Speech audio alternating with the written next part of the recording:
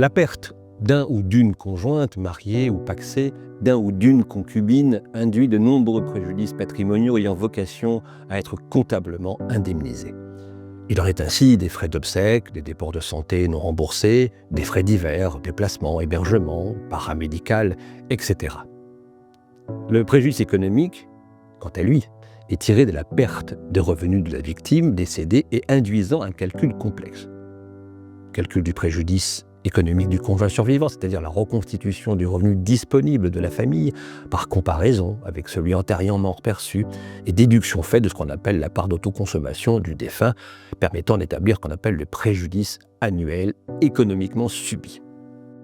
Deuxièmement, et enfin, le calcul du préjudice économique des enfants qui s'obtient à partir du calcul du préjudice économique du conjoint et est multiplié par la part d'autoconsommation de l'enfant avec capitalisation à l'euro de rente jusqu'à l'âge de 25 ans.